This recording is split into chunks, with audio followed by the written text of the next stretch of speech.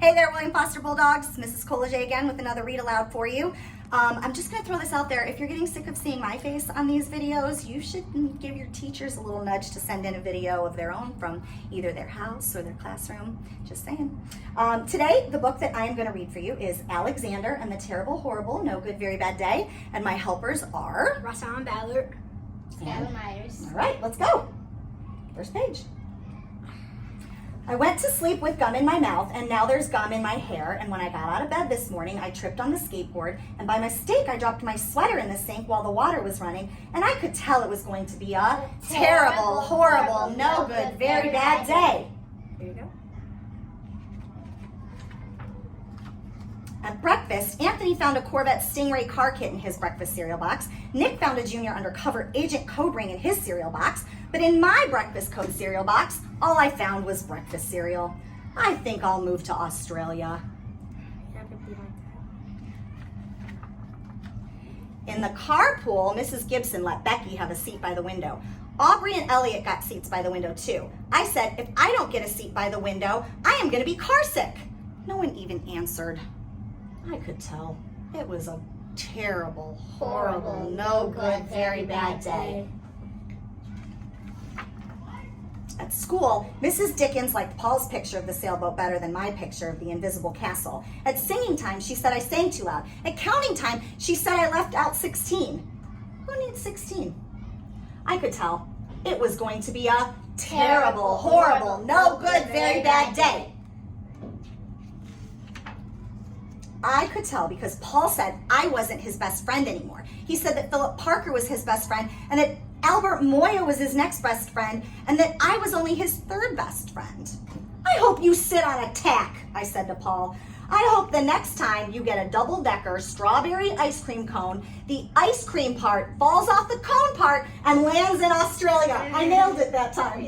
Okay, go ahead, sorry. There were 2 cupcakes in Philip Parker's lunch bag, and Albert got a Hershey bar with almonds, and Paul's mother gave him a piece of jelly roll that had little coconut sprinkles on top. And guess whose mother forgot to put in dessert? It was a terrible, horrible, no good, very bad day. If my mom forgot to pack my dessert, I would be so I would mad. be upset too. That's what it was, because after school, my mom took us all to the dentist, and Dr. Fields found a cavity just in me. Come back next week and I'll fix it, said Dr. Fields. Next week, I said, I'm moving to Australia. Australia is so hot. Australia doesn't even seem that bad. Koalas.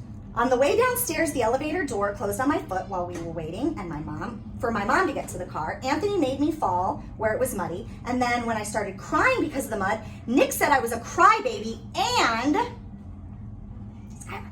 Oh. While I was punching Nick for saying crybaby, my mom came back with the car and scolded me for being muddy and fighting. P.S. That's usually what happens. The second person usually gets caught. Yeah. So don't punch back. I am having a terrible, horrible, no good, very bad day. No one even answered me. Hold it up a little bit. So then we went to the shoe store to buy some sneakers. Anthony chose white ones with blue stripes. Nick chose red ones with white stripes. I chose blue ones with red stripes. And then the shoe man said, we're all sold out of those. They made me buy plain old white ones, but they can't make me wear them.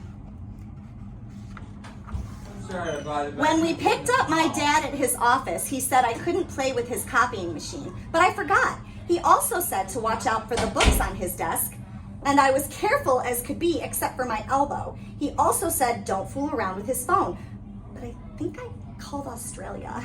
My dad said, please don't pick me up anymore. It was a terrible, horrible, no good, very bad day. There were lima beans for dinner, and I hate lima beans. There was kissing on TV, and I hate kissing. My bath was too hot, I got soap in my eyes, my marble went down the drain, and I had to wear my railroad train pajamas. Hate my railroad train pajamas. When I went to bed, Nick took back the pillow he said I could keep, and the Mickey Mouse nightlight burned out, and I bit my tongue. The cat wants to sleep with Anthony, not me. It's been a terrible, horrible, no good, very bad day. My mom says some days are just like that. even in Australia. Australia seems so fun. Skylar, you're right, not all days. But is it normal to have a day like that once in a while? Yeah. Have you ever had a Yeah. day like that where just nothing seemed to go right? Yeah. Every I mean, time not that happens. everything. Yeah, well, days can happen like that, but it's important to remember that it's normal. And if and when it does happen, the next morning, your teachers, your friends, your parents are all ready to hit the reset button and start over, and you should too. And that is a reason to smile. And try Bye. to not have a horrible, terrible, no good, very bad day. Close. Bye. Close. You were close. Bye.